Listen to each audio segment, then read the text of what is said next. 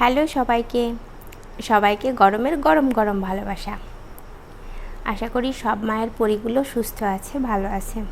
আমার পরিটা জানো তো ভালো ছিল না, অনেক অসুস্থ হয়ে গিয়েছিল, কিচ্ছু খেতে চাইতো না, একদম শুকিয়ে দেখো কেমন কাঠ হয়ে গিয়েছে।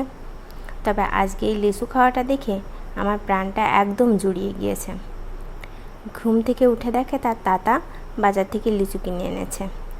ব্যাগ থেকে বের করার পর তার যে রিয়াকশন হয়েছিল ওটা দেখেই বুঝেছিলাম হয়তো এই ফলটা তার খুব পছন্দেরই হবে, আমার যেমনটা পছন্দ। লিচু ফলটা আমার পছন্দের ফলগুলোর মধ্যে একটা, খুব ভালো লাগে খেতে আমার। করে খাওয়া দেখে মনে হচ্ছে এই ফলটা ওরও খেতে ভীষণ ভালো লাগছে। যাক, এতদিন পর একটু তৃপ্তি নিয়ে কোনো কিছু খাচ্ছে, এতেই আমার শান্তি। এই শান্তি বলে বোঝানো যাবে না। পৃথিবীর সব সুখ যেন আমার মধ্যে এখন। দেখো আমি কতবার করে চাইছি একটু দাও একটু দাও, সে কিছুতেই দেবে না। হাত এদিকে ঘোরাচ্ছে ওদিকে ঘোরাচ্ছে, কোনোভাবেই দেবে না। খুব ভালো লাগছে দেখে। শেষ হতে না হতেই আর একটা ছিঁড়বে। তারপর আমি বলছি না, আর খাওয়ার দরকার নেই, পেট ব্যথা করবে, নতুন নতুন ফল আর খেও না। সে কোনোভাবেই কিছু শুনবে না।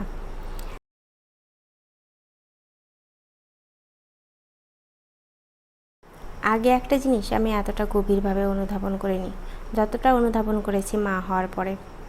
আগে হতো কি, কোনো একটা জিনিস নিজে খেতে পারলেই ভালো লাগতো, মনের দিক দিয়ে শান্তি পেতাম। আর এখন সেই একই জিনিস যখন আমার পরীর মুখে তুলে দিই আর দেখি ও খুবই তৃপ্তি সহকারে খাচ্ছে, তখন এতটা ভালো লাগে, মানে বলে বোঝানোর মতো না। খুবই ভালো লাগে। আমার মনে হয় সব মায়েরই এই একই রকম ভালো লাগা। ও জানে মা আবদার পূরণ না করলেও এই লোকটা তার আবদার ফেলবে না। এই বাড়িতে তার সব থেকে ভালোবাসার মানুষ হলো তার দাদা। আমার থেকেও বেশি ভালোবাসে হয়তো তাকে, কারণ আমি তো আর তাকে কাঁধে করে ঘুরিয়ে নিয়ে বেড়াই না। সে রাত 11টা-12টা ঠিক নেই, যখন তখন তার কাঁধে উঠে ঘুরে বেড়াই। চুলির মুঠি 2 হাত দিয়ে ধরে রাত 11টা-12টা 1টা-2টো ঠিক নেই, ঘুম না এলেই হয়, কাঁধে উঠে সে ঘুরে বেড়ায়। আমার কাছে বলছিল আরও খাবে, আমি দিইনি। পরে তাতার কাছে নিয়ে বলছে দাও দাও। তারপর তাতা ছুলে দিচ্ছে। সে নতুন নতুন একটু একটু কথা শিখেছে। কী যে ভালো লাগে ওই সব কথাগুলো শুনতে।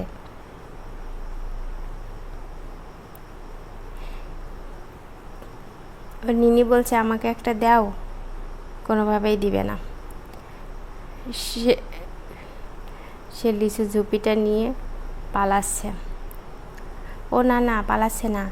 ওই খাট থেকে যখন সে নামলো তখন একটা লিচু খাটের নিচে চলে গিয়েছিল, ওটা তোলার জন্য গিয়েছে, কিন্তু চাদরটা এত নিচে নামানো ছিল যে সে কিছুতেই ওটা আনতে পারছে না। তারপর হাল ছেড়ে দিয়ে চলে আসলো। লিচু ঝুপিটা কোনোভাবে হাত থেকে নামানো যাবে না, কেউ যদি নিয়ে নেয় এই ভয়ে সে ওটা নিয়েই চলছে। নিজে নড়তে পারে না, আবার লিচুর ঝুপি নিয়ে নড়ছে।